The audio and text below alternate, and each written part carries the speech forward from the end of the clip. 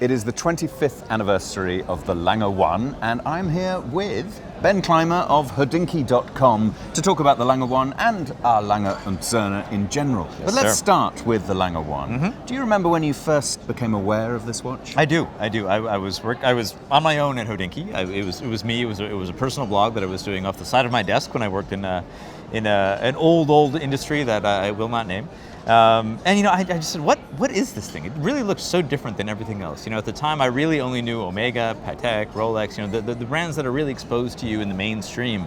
And then Lange 1, I saw online, and I said, wow, this really feels architectural. It feels geometric. It feels very different than a Rolex Submariner, which is really functional, And I remember thinking, wow, this is a different thing. And that is, of course, where I got into Lange in the first place, and ended up purchasing my first Lange 1, which is the Lange 1 Time Zone. That was my first Lange in general, used, from a dealer in the tri-state area.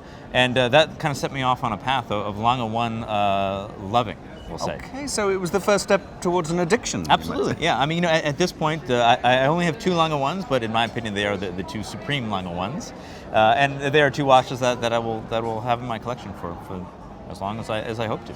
Good, yeah. Good. And you were you being polite when you said it was the first look at it was a startling look?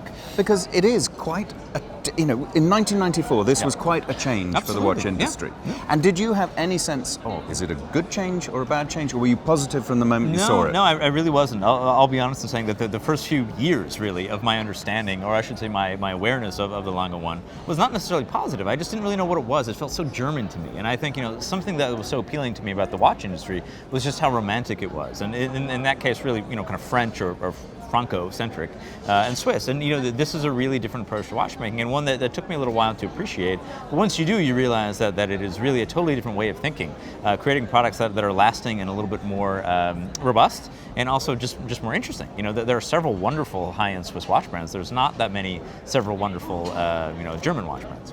So you value its place in the watchmaking ecosystem. I think that the Lange 1 is really an icon, and that word is used too often in the watch space. And to be able to say without a shadow of a doubt that this is really an icon, and it only being a quarter century old, says a lot. And I don't think there's a single person in this convention hall that would argue with me there.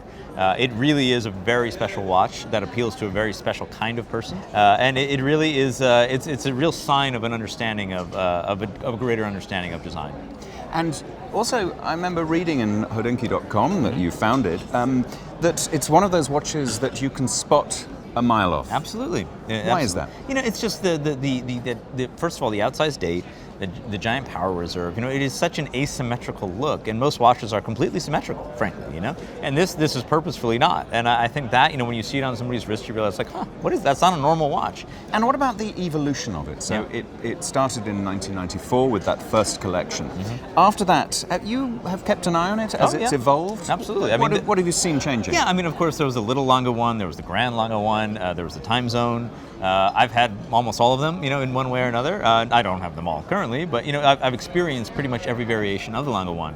And I think, to me, the first was the best. The really early generation were really the most special to me. It really, those movements represented so much to the brand. Without that watch, Lange would not be here today. There's no question about it. And they launched 3 other models that day back in 1994, but it's the Lange 1 that really put them on the map.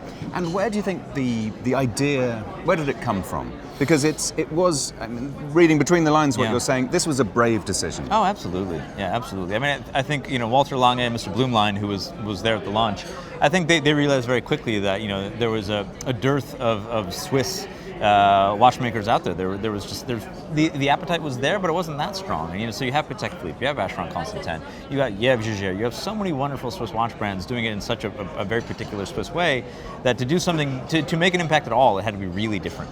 And we're seeing that today, where when something new comes out, people tend to push back. And I think when Lange first launched, there was pushback for sure. A fine watch should be Swiss. That's what they said. And now we see that the finest watch is in fact not Swiss. That's a wonderful thing to say. Do you mean that? Every brand, can produce a wonderful example. They can produce a wonderful model that is great in any number of ways. But I think Lange has a way of of being uniformly excellent, and I mean that is, I think the quality, even at the lowest end pieces, even at the beginning, the Saxonia thins, is so much higher than almost any other watch brand in the world. And on top of that, every single piece, there's so much attention paid to details. If you buy a split-second perpetual calendar, the finishing on that is exactly the same as you would get in a slim. And I think no other brand can say that. And they're just unrelenting in their pursuit of excellence, and I really mean that. I think Lange is the finest serially produced watch in the world. A wonderful quote. The finest serially produced watch in the world.